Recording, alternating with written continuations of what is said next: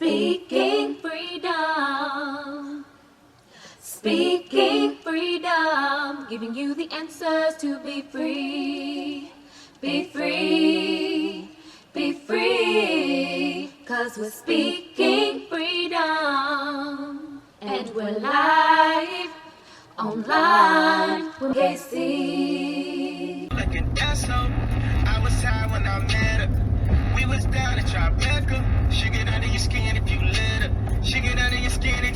I don't even want to talk about it. I don't even want to talk about it. I don't even want to say nothing. Okay, so this video is about Kim and Kanye. Now, I particularly used that part of that song because, in my opinion, from the very first time that I heard it, I always felt like he was talking about Kim. At the time, she was, it was, I think, circulating in the news about her bleaching her butt, or somewhat or another. And then that came from that. But overall, when I heard it, I was like, damn, listen to what he said. Shit get on your nerves. Like, he sounded like, you know what I'm saying? It's not what he thought it would be. And it's so crazy to be doing this video right now, because I remember when they first was, you know what I'm saying, getting married and all of that. I remember when she was still with Chris Humphries and Ye was lurking around and that was his friend, and he was, you know what I'm saying, like, so up her asshole, you know. And now to see everything unfold on this side, it's kind of like interesting, kind of like, I think I might have said I would wonder what would happen if this happened. Also interesting because of the way that he's acting and the things that he's saying about his own life and childhood, that makes me look at his whole situation different. Like his mom, his the way he acts, you know what I'm saying, like, and just his state of being as a person, as a man. But so today I'm doing this video and I am talking about Kim and Kanye. The reason why I'm doing this video talking about Kim and Kanye is because Kanye been tripping lately. And I say that seriously, although I chuckled a little bit, because there are some people that see things differently. However, click it or take it, especially because it's wet outside, but because I'm supposed to. Anyways, so it's just crazy because he is literally, the tables have become a very interesting turning events and array of feelings that is, you know, not healthy. It's definitely something to be concerned about. As a person that has been married and divorced and gone through a divorce in which the person kind of like became stalkerish and was, you know, like, it's kind of nerve-wracking. The reason why I have a weapon today, I have two weapons actually, and I really need to go get some more just on the strength. The reason why I have weapons now, not because I was in the military, not because I felt like my safety just on GP was at risk. The reason why I went and got a weapon, my 380, is because my ex-husband. So I'll give you the scenario, and then I will talk about everything that Kanye is doing, and based on what I know about human behavior, psychology, life coaching, the mediation shit is going to go into play. All of these things are very important. And I will talk about every single portion of this.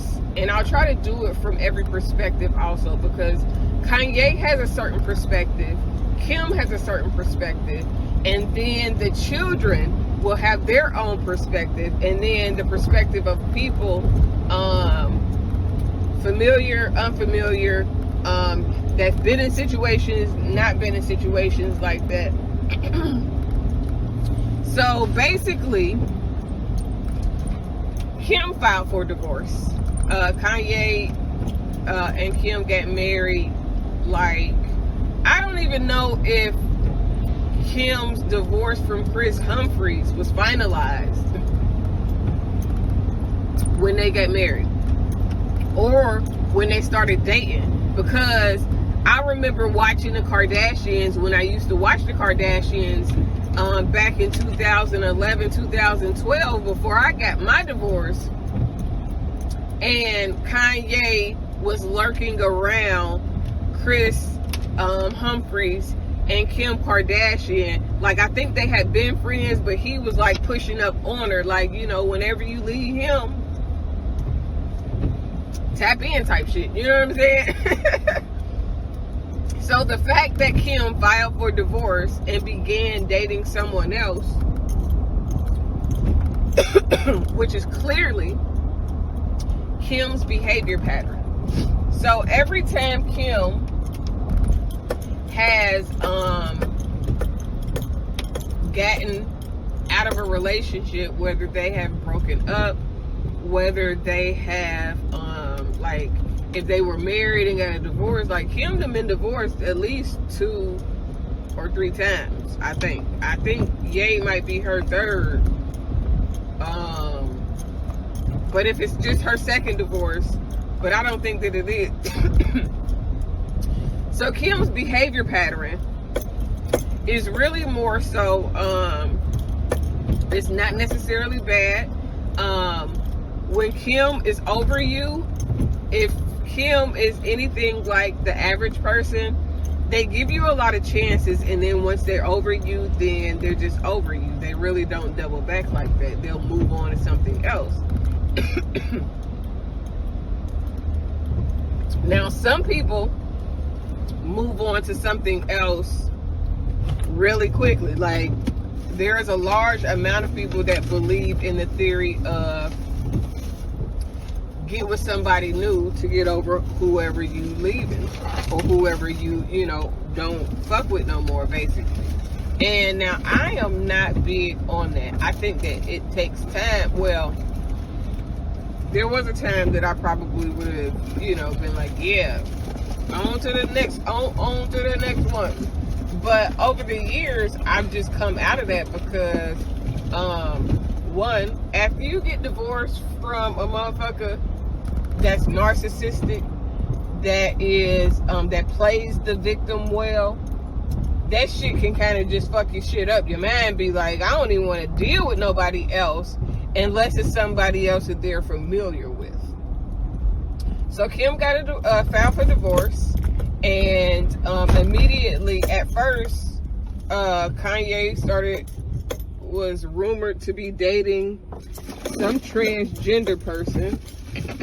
Nothing wrong with that. If that's what floats his boat, more power to that man. But aside from that, he has actually been rumored to date quite a few people, actually. But so she filed for a divorce. I think she was chilling. She was trying to work on the whole family vibe for a minute. But then once she saw that Kanye was on some other shit, she moved on. Just so happened, Pete Davidson was their friend. Somebody that is, I think, recently maybe single, and probably was there to be a shoulder to cry on when Ye started acting Yeezy. You know what I'm saying? If you feel me. And so they're dating. Kanye doesn't like that. Kanye started talking about he want his family back after she started dating and being publicly seen with this person. And it's kind of crazy because he has dated multiple people since, and he still has a problem. So over the last 6 months or so, maybe it's been just like 3 or 4 months, but the way goddamn Kanye go on and on and on, it goddamn seemed like longer because, nigga, god damn, he on the goddamn internet every damn day trying to goddamn play with people's emotions and get sympathy. And I say it like that because, so Ye has been harassing Kim. At first he's like, he's not gonna let her go. He's doing everything to make her stay, but he's dating other people. He's doing all this other extra shit that has, I guess, seemingly run Kim away. So, in his attempt to claim to want his family back, lately he has been saying that Kim is keeping him away from his children, alienating him from his children. But in the same breath, he be with his children. So just this last week, he came and said that Kim wouldn't let the children come to Sunday service. A concert that doesn't have no word being spoken, none of that. It's just Kanye remixing old songs into church songs. It's not a religious service where it's actually a minister preaching or giving a message. It's just a concert. How do I know? I went to the one in Atlanta. Seen it for myself. Great concert. It really was. It was nice. They was rocking the house. It was done right. But he used that as an example of alienation. That, and she didn't let the children go to a Donda concert. But the children are still children. And the type of lyrics that he used the last concert that North was at, he seriously had to change up words, had to skip a whole lot of shit because Kanye's lyrics are not kid appropriate. Just because he the dad does not mean that he gets to control things. And this is one of the reasons why I shy away from certain type of men, and am leery of anybody who has too much money starting out, because a lot of times they're used to people just saying whatever they want to hear, just agreeing with them, and you know what I'm saying, taking their side, versus somebody being logical and telling them like, bruh, that's not the way it works. And alienation is not being able to have one visit with your child the day that you want because that's what you want. That's not alienation. That is co-parenting. Sometimes shit don't pan out the way the fuck you want it to goddamn pan out. And don't let me get started on that part, because my damn ex-husband get his kids once a week. So I'm not saying that he wrong for wanting his kids more, but the excuses and the tools and the tactics that he's using are very manipulative, because he's using real shit that happens with people as a ploy to make himself seem like a victim in a situation that simply he can't control. And when I say this, I mean, like, men are and do get alienated from their children through their mothers by them not being allowed to see their child at all. Not on, it gotta be at this time on, it's like, bro, sometimes the shit just ain't gonna work out. Sometimes the kids might not want to go. But for you to accuse or try to play the victim after you have been threatening, like this nigga is threatening Kim's new boyfriend. I'm talking about death threats. I'm talking about, you know what I'm saying, harassing. Not just, like, the death threats alone are enough to where a judge would remove custody privileges, rights from a motherfucker's life for their kids, because you can't talk like that. Because guess what? If you act like you want to hurt him, then it sounds like you want to also hurt her. And in this particular situation and scenario, it's a lot different because it's Kim Kardashian. I don't know if you know this, but Kim Kardashian's dad is Robert Kardashian. He passed away a few years ago, actually quite some time ago. But before he passed away, when I was in middle school, he represented O.J. Simpson. O.J. Simpson is a professional football player, very, very, very great football player. Trophies after trophies, records after records that he set in his time. He represented him, who was accused, O.J. Simpson was accused of killing his ex-wife and his ex-wife's boyfriend, and Robert Kardashian helped OJ get off on those charges. Now, this is all really, really very detailed information that's relevant because, one, it could be some karmatic shit that Kim is facing and dealing with, especially now that she's gotten into law and she's practicing helping getting people released from prison and shit. So the fact that she's dealing with this, it could all be just the energy field that needs to cycle through and whatever. But the fact that she's dealing with this is a lot deeper because the fact that she's dealing with this is a lot deeper, specifically because Kanye is harassing them. He's saying he don't want to let her go. He then bought a house right across the street, and it's very dangerous for a person to act like that.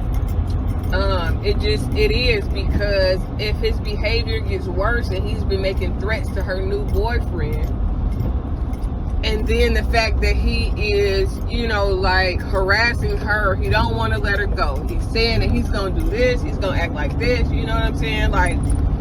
And now he's trying to play the victim. These are all signs of abuse.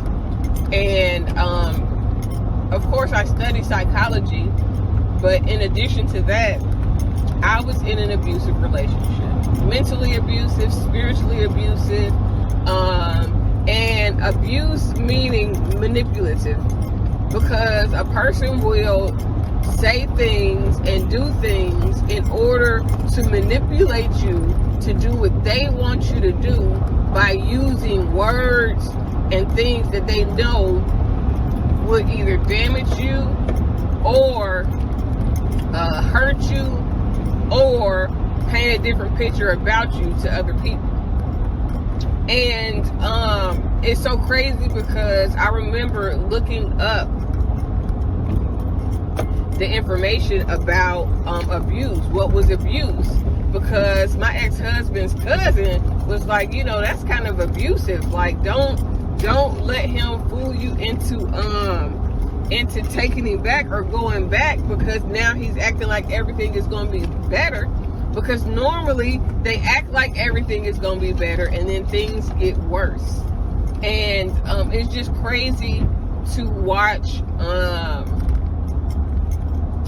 Kanye implode like this, because I never in a million years imagined that he couldn't handle, not rejection, because he has moved on, but he couldn't handle being broken up with. He couldn't handle not getting his way.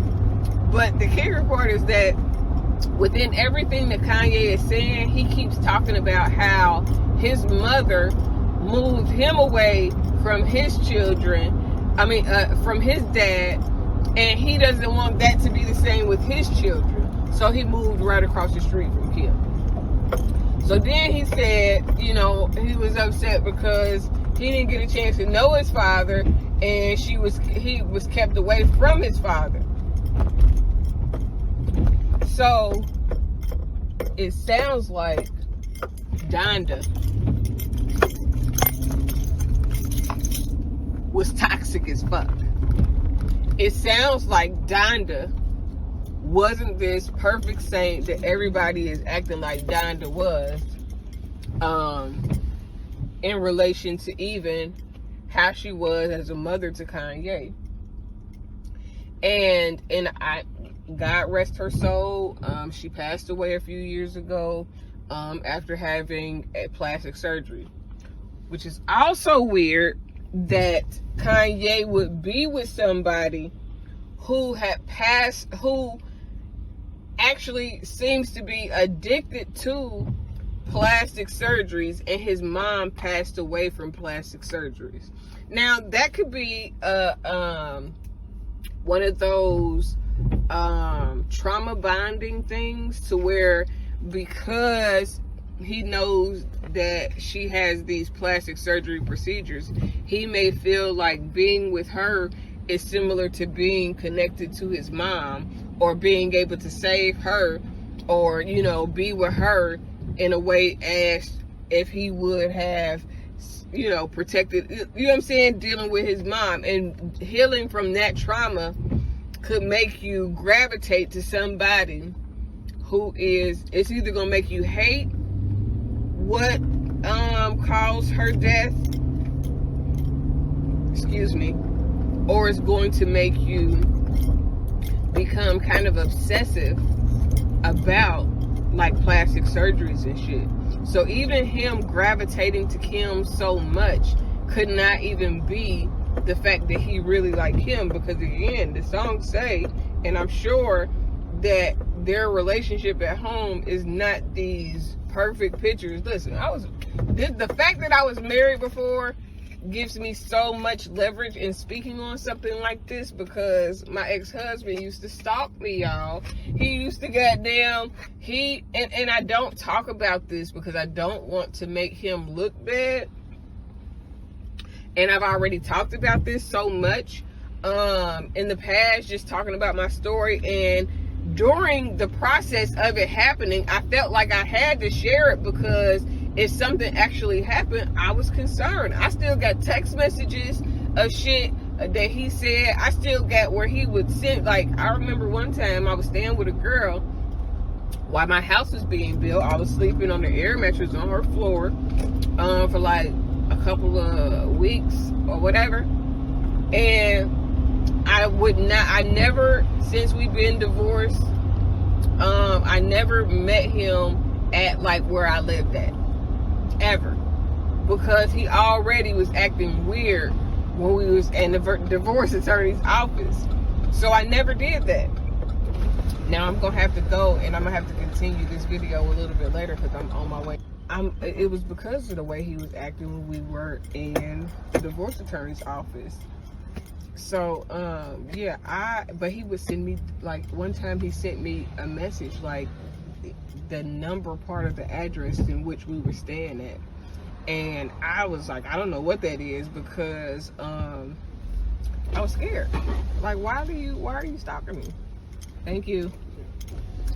I was like, I felt like, why are you stalking me? Like, I didn't tell you where I was staying at, so how do you know the number to our address, to the apartment that I'm staying at, where I'm staying with somebody? So, and it kept being instances like that, where he would just be acting weird and doing weird shit, and it would be like, okay, now, and I had to begin to protect myself. And the way that I began protecting myself was by not allowing him to come to where I was at. You can't come to me. I mean, just because it was a safety concern, really, honestly. In part 2 of this video, I'm going to continue on with the rest of my story, and then I am going to close out the part 2 of him and Ye, and you know, all the drama that they got going on today. All right, talk to you later. Bye. Speaking Freedom presents Good Head Group, providing advanced spiritual studies and personal developmental insight. Brought to you by Love Gang and Speaking Freedom. We look forward to helping you grow in all the areas of your life. We hope that you find all the information needed for your growth. God bless. Please listen to all disclaimers provided. If you are currently under physician's care, please maintain that relationship. This is not intended to stop your current treatment plan. If you need physician care, please seek out medical attention. Please note, all results are based on the individual's ability to adapt and adjust to any given environment and situation. We are not responsible for your results at Speaking Freedom. The life enhancement coaches at Speaking Freedom provide information to help you grow. You are responsible for maintaining that growth, taking on and then applying the information to your individual life as you deem needed and necessary. This may contain and explain explicit content. Please use parental discretion. For best results, you will need an open mind, the ability to research, and a balanced lifestyle. Please join us daily for your inspiration and motivation. We have the entire world to offer you at your fingertips. Your life enhancement coaching specialist. Thank you for choosing us to assist you in accomplishing your personal and professional goals. And have a beautiful day. In love, we trust. This is brought to you by Good Head Group, Love Gang, and Speaking Freedom. We thank God for you, and we love you. Hi, I'm Kaci. Dr. Kaci, to be exact, owner of Speaking Freedom LLC, Love Gang, and Good Head Group LLC. I am also a certified life coach and host of Speaking Freedom Radio and TV. Although I have recently become an ordained minister, please be aware that I am still me, raw and uncut the way God made me and allowed life to shape me. I pray and expect God to use me for people who can receive the way I communicate, as well as my delivery. I am not for those who are already saved, religious, or super deep. I am for the leaders, hustlers, and street influencers around the world, including pimps, killers, drug dealers, and working girls. I am sharing my experiences and perspective to help someone be inspired to be better. And for those who can identify with the various aspects of my mindset. My mindset alone does not determine the status of any active connections or current relationships that have not already been specifically addressed. Additionally, these recordings should not be taken personally if I have not already spoken to you about the topic or expressed that I have an issue. These recordings are a part of my life's work to document my experience, perspective, and to see how life has shaped me. My plan in using my stories publicly and socially is to encourage growth in those who can identify with the experiences and find inspiration in my life to heal and overcome the path that they've been set on, no matter what they face, as according to the purpose of their soul, until healing takes place. Despite the experiences that I may have had with any person, sometimes known and unknown, I hold no grudges, no hate, no bitterness, or any other ill feelings against anyone. I pray that your life is whole and very fruitful. I forgive you as I hope that you forgive me if I have wronged you or anyone that you know or anyone who listens to me. I pray that you have peace and extend the same grace to others. I have love for everyone, especially on a human level, despite flaws or experiences. But that doesn't mean that I will associate or be close to every human that I know or meet. meet. I've experienced a very eventful life and truly believe that my mindset and story based on experiences could help those who identify with how I think and are looking for inspiration to grow further, go beyond hurt, and be great. I pray that these recordings bless you and your soul in every way and whatever way God has intended. Sending love and light to all. Thanks for listening. Achieve your dreams.